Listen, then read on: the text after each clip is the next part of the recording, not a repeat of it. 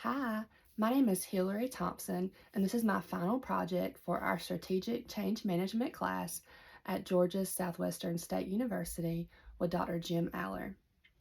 Today, we're going to talk about some learnings that we've had in this class, particularly around strategic change management, and some key takeaways that I learned from this class and how I plan to implement these changes in my everyday life and my career. So, we're going to start off by talking about what change management is and why it's important. So, change management is a systematic approach to dealing with the transition or transformation of an organization's goals, processes, or technologies. We're going to talk soon about why we need change management and how we implement these changes in our organization. The purpose of change management is to implement strategies for affecting change, controlling change, and helping people to adapt to change. So when we think about change management, we want to first think about what is our desired outcome and goal for implementing a change. Why do we need to implement the change? What's been the issue? Why do we want to change that? And then we want to identify what our timeline is for that goal and what our team will look like and our organization will look like and benefit by implementing this change. Who's responsible for the change management? The leadership team at the organization is responsible, and people leaders are primarily responsible. We want to make sure that we get our team on board to go through with this change. If they're not on board with us, then we are going to have a lot of resistance for that change. We want to make sure we can get as many people on board as we can, and hopefully those people that get on board will help drag others on board. I learned early in my career a phrase that it's always stuck in the back of my mind is that we want to get people on the bus, and if those people cannot get on the bus and cannot follow the route on the bus, they need to get off the bus. So we do have to understand that there may be people that are not going to adapt to our change and they're not going to accept it. And it's really beneficial if we learn early on those people who they are and we can remove them from the situation because they're just going to make the change even harder for your team and for those that are willing to accept the change. So as I mentioned, our people leaders are going to be the ones responsible, our senior leaders, and the team members that are on the bus. We want to make sure that we keep them engaged and help them to guide them to be supporters of our change. There are many barriers that we may face when it comes to change management. Some of those barriers are people and leaders that disagree with the change. So we just talked about those employees that may not get on the bus. How do we deal with those? We coach them, we discipline them, we explain to them why we need the change, and we explain to them why we want them to be a part of the change. If they can't accept that, then we're going to remove them from that situation. We're going to separate with them because they're not right for our team. And there may also be times where there may be ethical, religious, or political reasons as to why people don't agree with the change. And even as a leader, there may be a time in your career where you disagree with the change, where that change may not meet your moral expectations. And you have to reevaluate at your time how important that belief is to you and if you're willing to navigate a different route or if you need to remove yourself from that situation. We learned during one of our interviews recently that it's a lot easier to change one manager than it is to change 50 plus colleagues. So there may be a time where you and your management role are not the right person to lead that change. So you may need to step back as well. It may not be the frontline employees, and maybe you as a leader as well. How do we determine the success of change management? Did we achieve our desired goals? So we want to look at the time frame we had in mind, and like I mentioned earlier, it's really important to identify what type of time frame we want to have in place to achieve those goals. So did you meet your goal for the time frame you had in mind? Did you lose team members or managers? And if you did, that's okay. But how are you adapting with that change? Did you hire new team members? Did you get a new manager that's stronger than the previous manager was? How does that look for your team? And then also, how is your culture impacted? Were there positive impacts for your culture? Were there negative impacts for your culture? Those are really important things to think about. And we're going to talk about culture next. So what is culture and why is it important? So culture is the values, expectations, and practices that guide and inform the actions of all team members. So as a executive or a people leader in an organization, We always want to have a pulse check on our culture. You want to know what your culture is, and your current culture may not match what you want your culture to be. So then you need to understand how you can fix that to get your culture on track. Culture is really, really important in any organization, and it's how your employees feel about your business and how they think that you feel about them and support them as well. Our culture influences the behavior of the team, how they think, how they react, and how consumers will view your company. When it comes to your consumers, you always want your consumers to have a really good picture in their mind about your organization. You want to have strong, ethical employees that have good morals. We never want to hear something negative from the media about one of our employees. We've seen the negative effects that's had in certain industries. So we really want to make sure that we're making solid decisions and that our employees are representing our company well. One thing that really stuck out to me during this course, and I included it in one of my papers, was operations. I've worked in HR my whole career. I was very fortunate to start working at the hospital I work at 10 years ago.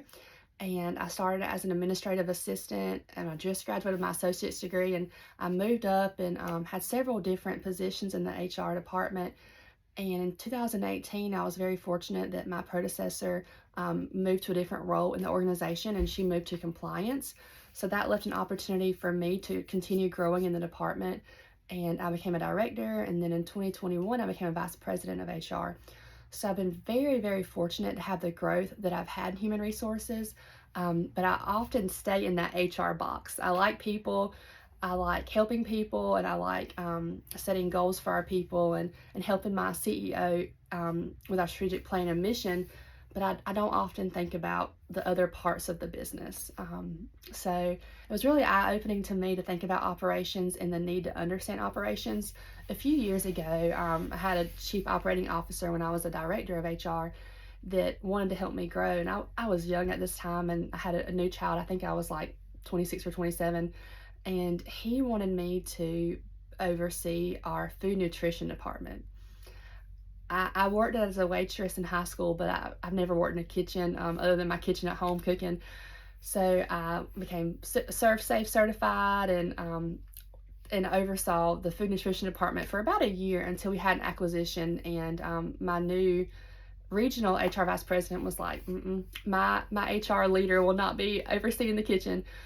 I was glad to step back out of the kitchen. They didn't want me in the kitchen very much because I wore high heels every day and I was not appropriately dressed. And we joked about that. But having your people leader over HR working with food nutrition really doesn't go hand in hand in the kitchen. However, it made sense because at that time, the food nutrition department had my highest turnover, lowest employee engagement index. I was constantly working with the people in the food nutrition department, so it made sense. But the food aspect and the knowing the policies and regulations for cooking and all that stuff was not for me. We do a walk in your world currently in my organization, where every other month our executive team spends half a day with a frontline employee. And working in a hospital setting, that could be a CNA, it could be an RN, it could be a rad tech, it could be a physician, it could be a maintenance worker, a food server, an environmental services professional. It could be a wide variety of positions, but we spend that half a day following that person and learning more about what they do and why they do what they do and what barriers there may be to help support them. So thinking about healthcare, those are probably some of the operational things that I should learn more about, and I do. I don't take call with my company. I'm not an administrator on call, but I do think in the future that would be something good to do. The administrator on call is a very hands-on in operations. My CEO, CNO, CMO, and CFO do take that call, but that would be something that I may be interested in doing one day. I don't know if I'll ever not work in HR. I know that being in operations would be a growth step for me, but at this time in my life, I'm pretty complacent where I am. I'm happy to be where I am, and with all the changes I've had in my life the last few years, this is what I needed. And just got married, and we're talking about having a baby in the next year or so. So um, HR, my current role, is right for me, but maybe in the future there will be growth. So what's next? I just talked about where my career is currently and what that future looks like for me. And one thing I did not mention about operations is relying more on others. So I do have to work very closely with my executive team members because there are things that I don't know and I don't think about from an HR perspective. So I do think that I rely on them less and less as I learn more about the operational side of healthcare. And certainly taking MBA classes has helped me with the accounting part and the finance here in EBITDA, and not understanding those numbers and the budget was difficult, but I feel a lot better about my confidence in that now. Um, some things I really learned from the interviews, those are really helpful for me. I really enjoyed the interviews a lot more than I did reading the chapters in the book and writing papers about those. Each of those leaders had a very diverse background, but I was able to learn from each of them and able to make connections about their leadership and their change management styles regarding my daily life and career. I had a really cool situation this week. I'm a part of my community's leadership program through the chamber. It's called the Greater Vidalia Chamber, and I am a student in the class this year. So monthly, our chamber leadership class gets together, and we have a session where it's an agriculture session, a leisure session, education session, whatever that may be for that month. And we go to different businesses relating to that topic and learn. Well, this week I have a classmate in the class, and I've known him, who his family is, for a few years. Our children are the same age, but we have not talked one-on-one about what our career is like and what we do in our career. So I knew he had a pharmacy background, and I knew he worked for Walmart, but I really didn't know what he did at Walmart. So we were talking about his business and Walmart and his job, and I explained to him that you previously worked at Walmart, Dr. Eiler, and I explained about our interview with Greg DeLay, and this gentleman knows Greg, so that was pretty cool. This gentleman, his name is Zach Tomberlin. He is a market director for Walmart, and I think that the Vidalia store is one of his stores. He relocated actually to Vidalia with Walmart, and actually married a lady that he met through Walmart. They had a similar role and worked on projects together, and she works for Walmart still in a similar role compared to him with different areas. So it was really neat to have that takeaway, and Zach and I were able to elaborate on conversation just from what I've learned with Greg's interview, and learn from you about how Walmart operates. If and I'm sure I did learn in the beginning of the class that Zach was a market director for Walmart, but I didn't know what that was and what he did and how important his role is until we had that recent interview with Mr. DeLay. I also enjoyed learning more about the school from the softball coach and Dr. Weaver. I graduated with my bachelor's degree from GSW in 2015, and I did that program online. So I went for my graduation to walk, but that was the only time I've been to GSU, and still to this day, that's the only time. So I really enjoyed learning more about the university and the history of the programs through them. So that was cool for me. And also learning about different roles of change management, and knowing that if you really enjoyed that, that could be a career for you. You could be a strategic change management director.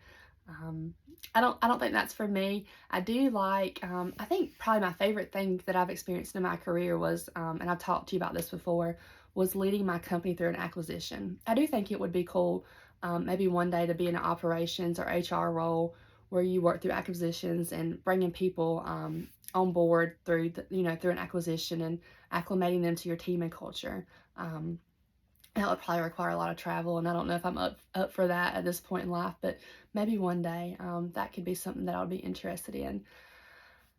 This has probably been one of my favorite classes in the MBA program, and says a lot because I now have taken 10 classes to graduate this month. So I really appreciate your time with us this semester, and I really enjoyed the organization of this class. Some classes are not this organized, and you don't know when your assignments are due. It was different getting used to having assignments due on Saturday um, instead of being on Sunday or Monday or during the week, but I really did enjoy the structure. And I knew what to expect in this class. I knew very, very quickly from the syllabus what the expectations were and what the assignments would be like. And it was nice reading the book, Step Up and Step Back, that we read versus reading a traditional textbook. It was a lot easier to read, and I felt like I spent more time in that than I would your typical textbook. So I'm excited to continue to grow in my career, in my leadership positions, and who knows, something may be in my future for operations. We'll have to see. And I look forward to applying these change management learnings that I've had from this class throughout my career. And I'll definitely keep this book in my back pocket and refer back to it when needed. All right. Thank you for your time, and thank you for a great semester.